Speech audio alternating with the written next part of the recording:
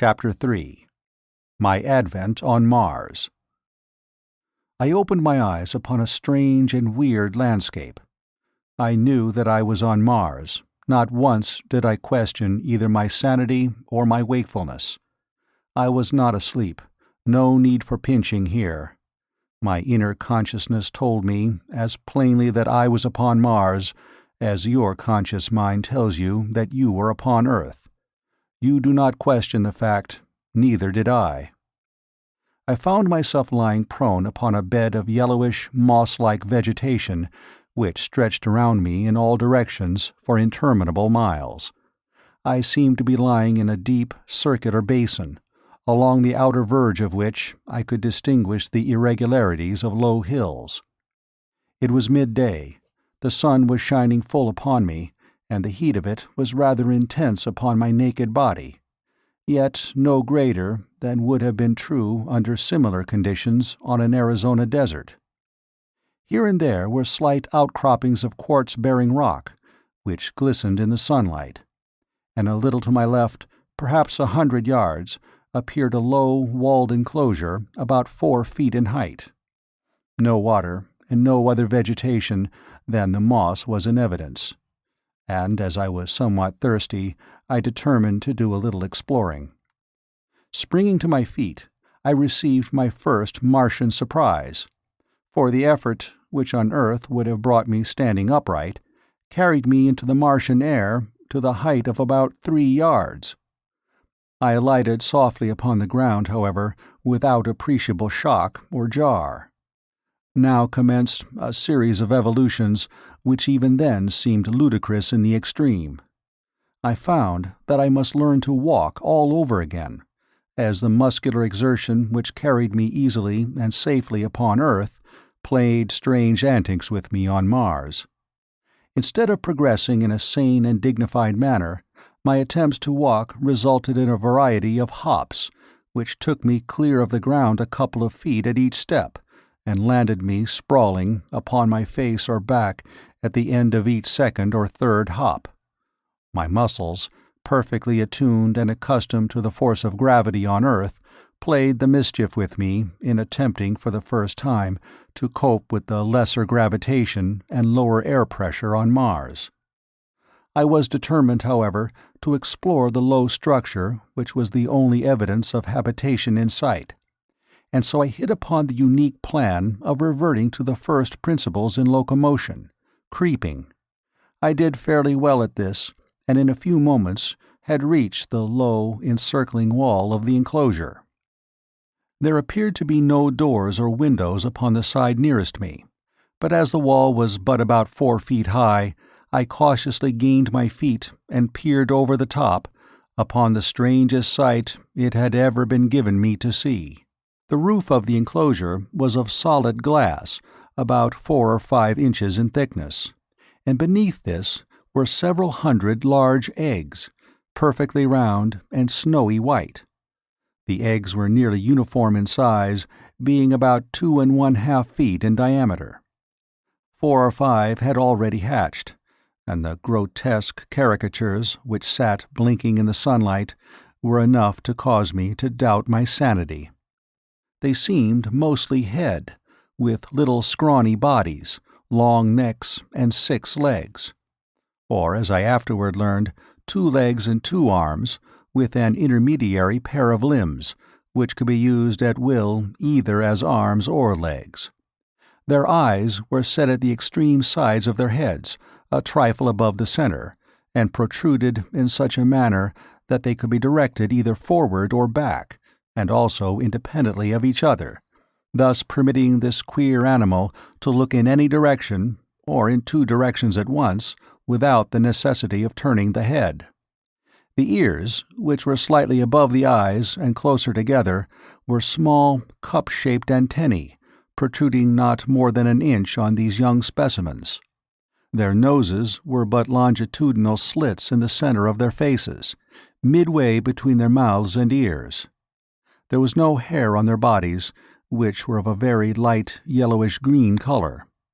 In the adults, as I was to learn quite soon, this color deepens to an olive green, and is darker in the male than in the female. Further, the heads of the adults are not so out of proportion to their bodies as in the case of the young. The iris of the eyes is blood red, as in albinos, while the pupil is dark. The eyeball itself is very white, as are the teeth.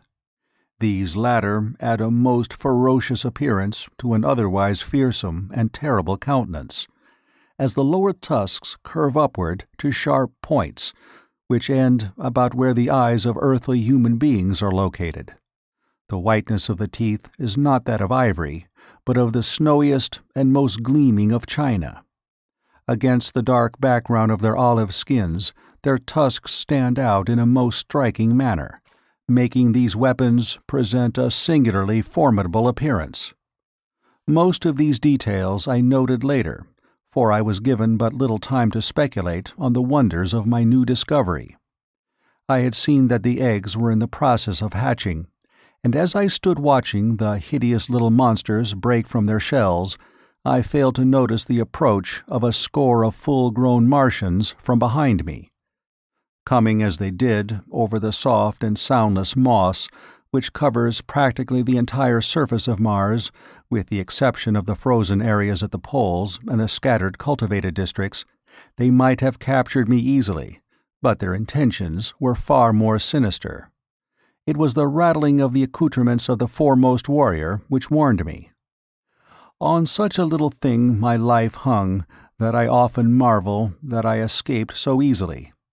Had not the rifle of the leader of the party swung from its fastenings beside his saddle in such a way as to strike against the butt of his great metal-shod spear, I should have snuffed out without ever knowing that death was near me. But that little sound caused me to turn, and there upon me, not 10 feet from my breast, was the point of that huge spear, a spear 40 feet long, tipped with gleaming metal, and held low at the side of a mounted replica of the little devils I had been watching. But how puny and harmless they now looked beside this huge and terrific incarnation of hate, of vengeance, and of death. The man himself, for such I may call him, was fully 15 feet in height, and on Earth would have weighed some 400 pounds. He sat his mount as we sit a horse, grasping the animal's barrel with his lower limbs, while the hands of his 2 right arms held his immense spear low at the side of his mount. His 2 left arms were outstretched laterally to help preserve his balance, the thing he rode having neither bridle or reins of any description for guidance. And his mount! How can earthly words describe it? It towered 10 feet at the shoulder, had 4 legs on either side, a broad, flat tail, larger at the tip than at the root, and which it held straight out behind while running, a gaping mouth which split its head from its snout to its long, massive neck. Like its master, it was entirely devoid of hair, but was of a dark slate color and exceedingly smooth and glossy. Its belly was white, and its legs shaded from the slate of its shoulders and hips to a vivid yellow at the feet. The feet themselves were heavily padded and nailless, which fact had also contributed to the noiselessness of their approach, and in common with a multiplicity of legs is a characteristic feature of the fauna of Mars. The highest type of man, and one other animal, the only mammal existing on Mars, alone have well-formed nails, and there are absolutely no hoofed animals in existence there. Behind this first charging demon trailed 19 others, similar in all respects, but as I learned later, bearing individual characteristics peculiar to themselves, precisely as no 2 of us are identical, although we are all cast in a similar mold. This picture, or rather materialized nightmare which I have described at length, made but one terrible and swift impression on me as I turned to meet it. Unarmed and naked as I was, the first law of nature manifested itself in the only possible solution of my immediate problem, and that was to get out of the vicinity of the point of the charging spear. Consequently, I gave a very earthly and at the same time superhuman leap to reach the top of the Martian incubator, for such I had determined it must be. My effort was crowned with a success which appalled me no less than it seemed to surprise the Martian warriors, for it carried me fully 30 feet into the air, and landed me 100 feet from my pursuers and on the opposite side of the enclosure.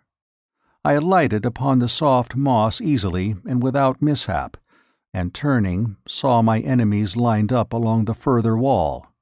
Some were surveying me with expressions which I afterward discovered marked extreme astonishment, and the others were evidently satisfying themselves that I had not molested their young. They were conversing together in low tones, and gesticulating and pointing toward me. Their discovery that I had not harmed their little Martians, and that I was unarmed, must have caused them to look upon me with less ferocity. But, as I was to learn later, the thing which weighed most in my favor was my exhibition of hurtling. While the Martians are immense, their bones are very large, and they are muscled only in proportion to the gravitation which they must overcome. The result is that they are infinitely less agile and less powerful, in proportion to their weight, than an Earthman, and I doubt that, were one of them suddenly to be transported to Earth, he could lift his own weight from the ground. In fact, I am convinced that he could not do so.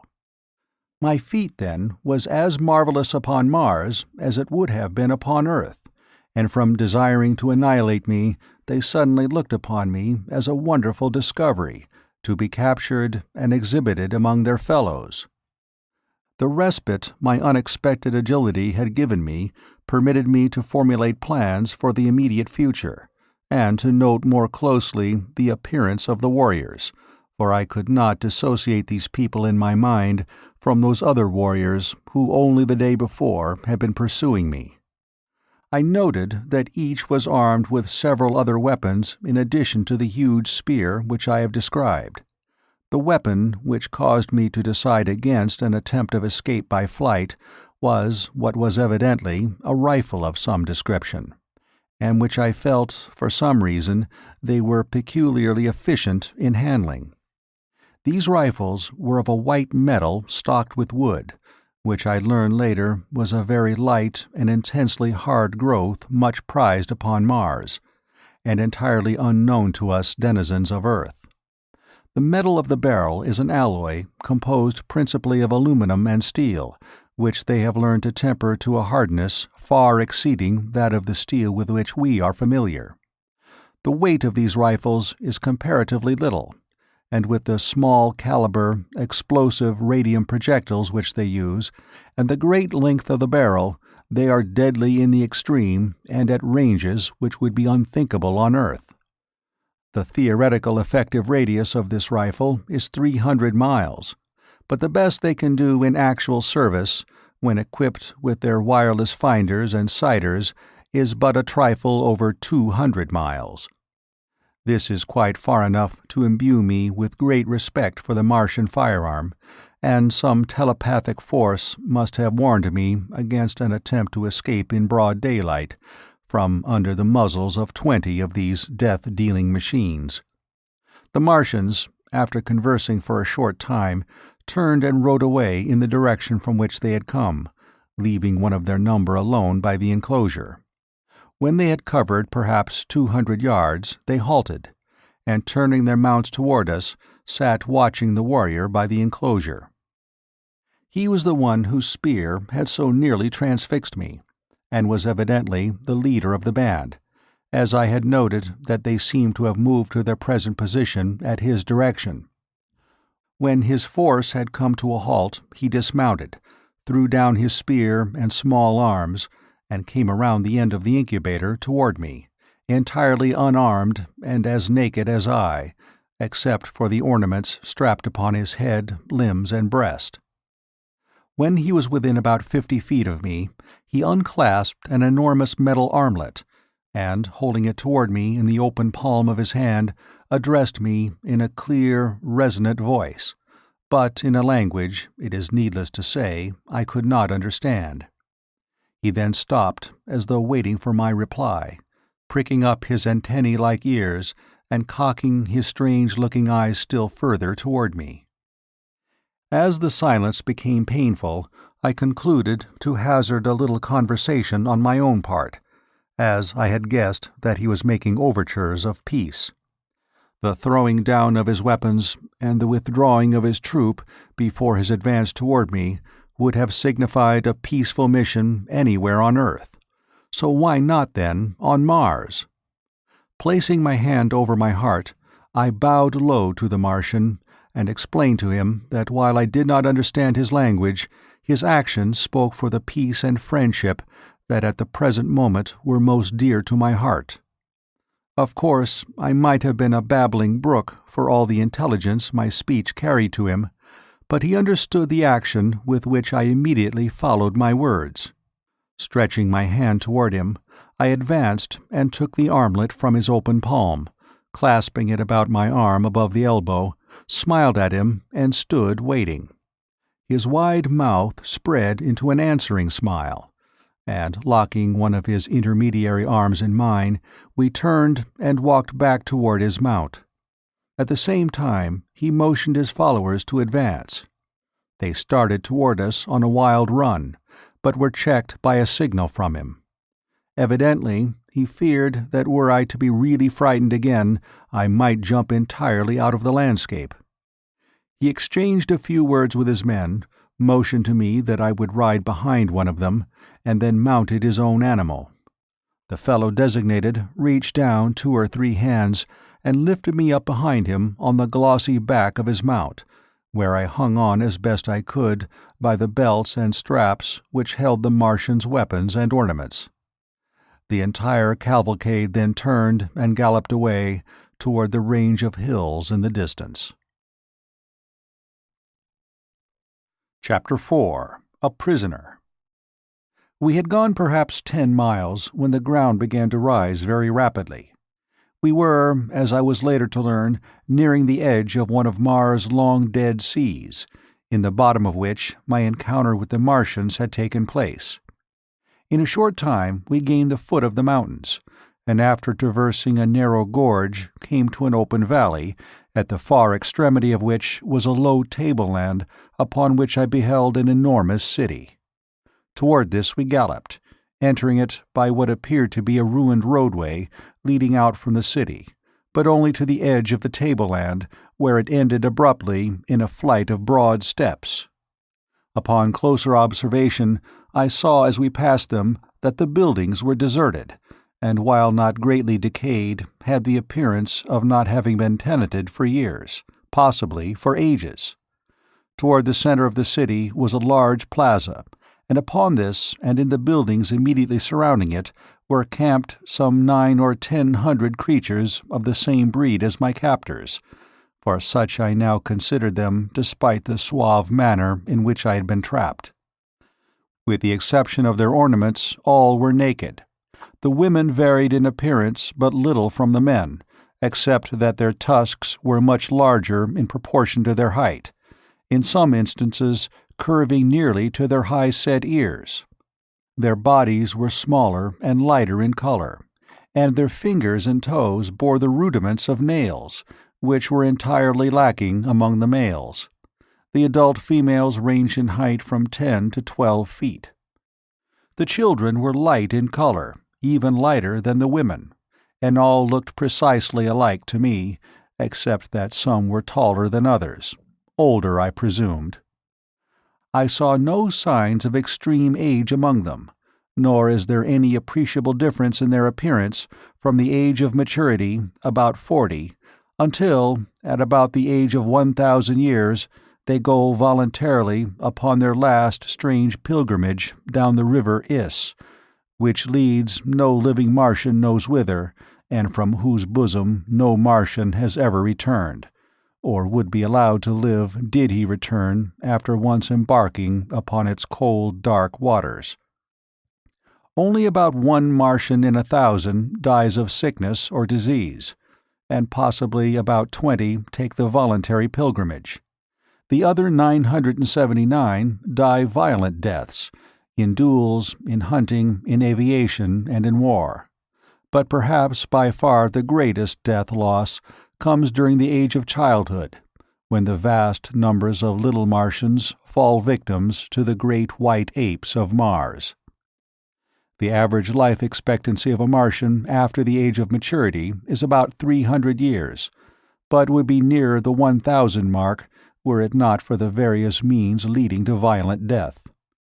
Owing to the waning resources of the planet, it evidently became necessary to counteract the increasing longevity which their remarkable skill in therapeutics and surgery produced, and so human life has come to be considered but lightly on Mars, as is evidenced by their dangerous sports and the almost continual warfare between the various communities.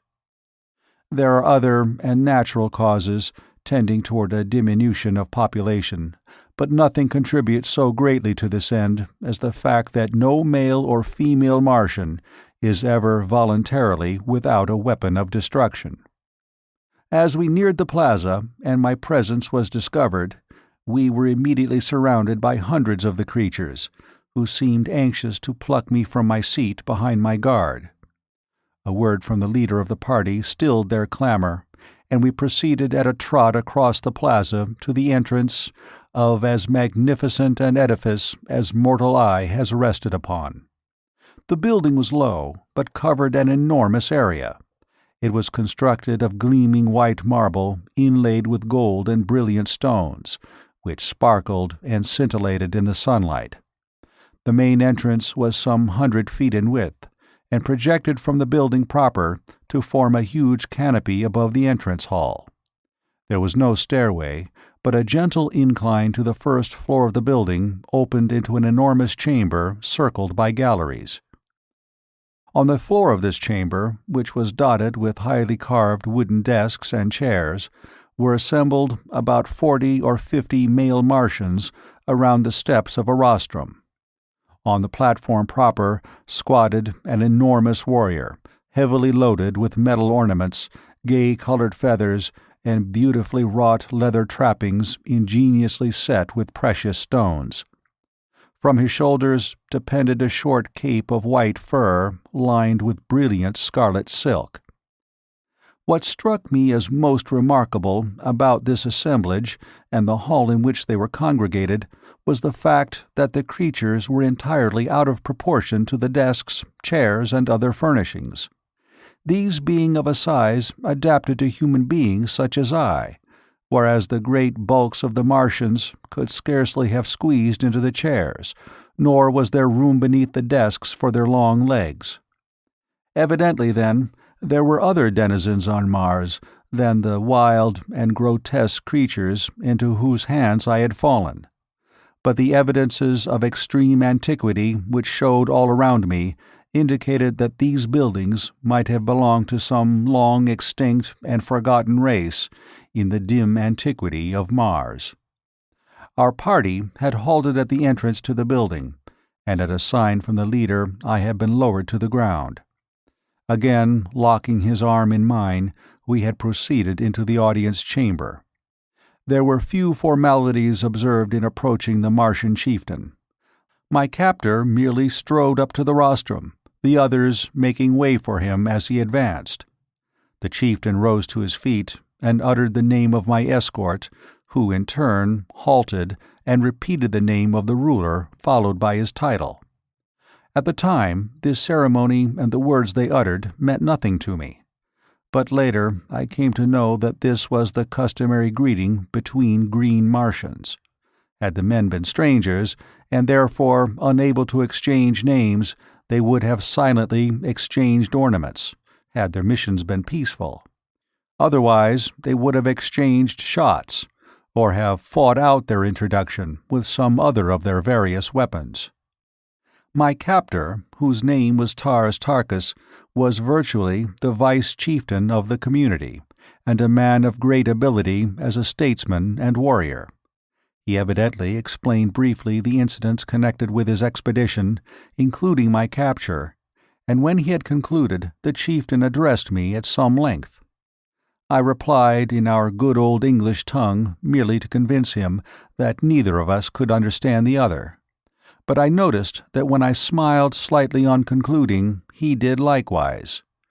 This fact, and the similar occurrence during my first talk with Tars Tarkas, convinced me that we had at least something in common: the ability to smile, therefore to laugh, denoting a sense of humor. But I was to learn that the Martian smile is merely perfunctory, and that the Martian laugh is a thing to cause strong men to blanch in horror. The ideas of humor among the green men of Mars are widely at variance with our conception of incidents to merriment.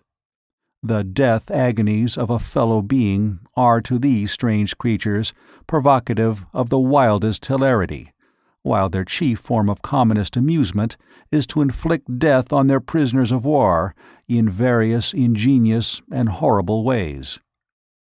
The assembled warriors and chieftains examined me closely, feeling my muscles and the texture of my skin.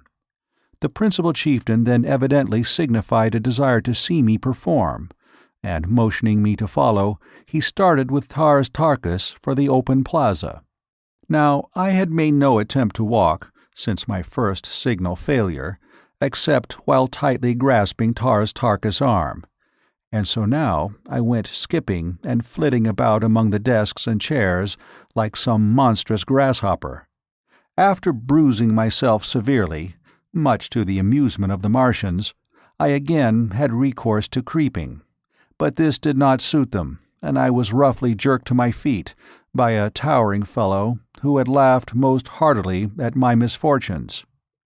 As he banged me down upon my feet, his face was bent close to mine, and I did the only thing a gentleman might do under the circumstances of brutality, boorishness, and lack of consideration for a stranger's rights. I swung my fist squarely to his jaw, and he went down like a felled ox. As he sunk to the floor, I wheeled around with my back toward the nearest desk, expecting to be overwhelmed by the vengeance of his fellows, but determined to give them as good a battle as the unequal odds would permit before I gave up my life. My fears were groundless, however, as the other Martians, at first struck dumb with wonderment, finally broke into wild peals of laughter and applause. I did not recognize the applause as such, but later, when I had become acquainted with their customs, I learned that I had won what they seldom accord, a manifestation of approbation. The fellow whom I had struck lay where he had fallen, nor did any of his mates approach him. Tars Tarkas advanced toward me, holding out one of his arms, and we thus proceeded to the plaza without further mishap. I did not, of course, know the reason for which we had come to the open, but I was not long in being enlightened.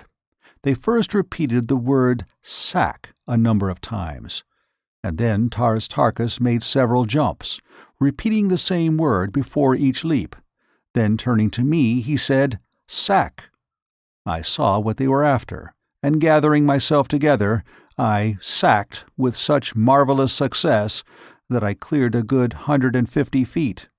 Nor did I this time lose my equilibrium, but landed squarely upon my feet without falling. I then returned by easy jumps of 25 or 30 feet to the little group of warriors. My exhibition had been witnessed by several hundred lesser Martians, and they immediately broke into demands for a repetition, which the chieftain then ordered me to make. But I was both hungry and thirsty, and determined on the spot that my only method of salvation was to demand the consideration from these creatures which they evidently would not voluntarily accord. I therefore ignored the repeated commands to sack, and each time they were made I motioned to my mouth and rubbed my stomach. Tars Tarkas and the chief exchanged a few words, and then the former, calling to a young female among the throng, gave her some instructions and motioned me to accompany her. I grasped her proffered arm, and together we crossed the plaza toward a large building on the far side. My fair companion was about 8 feet tall, having just arrived at maturity, but not yet to her full height. She was of a light olive-green color, with a smooth, glossy hide. Her name, as I afterward learned, was Sola, and she belonged to the retinue of Tars Tarkas. She conducted me to a spacious chamber in one of the buildings fronting on the plaza, and which, from the litter of silks and furs upon the floor, I took to be the sleeping quarters of several of the natives. The room was well lighted by a number of large windows, and was beautifully decorated with mural paintings and mosaics. But upon all there seemed to rest that indefinable touch of the finger of antiquity, which convinced me that the architects and builders of these wondrous creations had nothing in common with the crude half-brutes which now occupied them. Sola motioned me to be seated upon a pile of silks near the center of the room, and turning, made a peculiar hissing sound, as though signaling to someone in an adjoining room. In response to her call, I obtained my first sight of a new Martian wonder. It waddled in on its 10 short legs, and squatted down before the girl like an obedient puppy. The thing was about the size of a Shetland pony, but its head bore a slight resemblance to that of a frog, except that the jaws were equipped with 3 rows of long, sharp tusks. End of Chapter 4.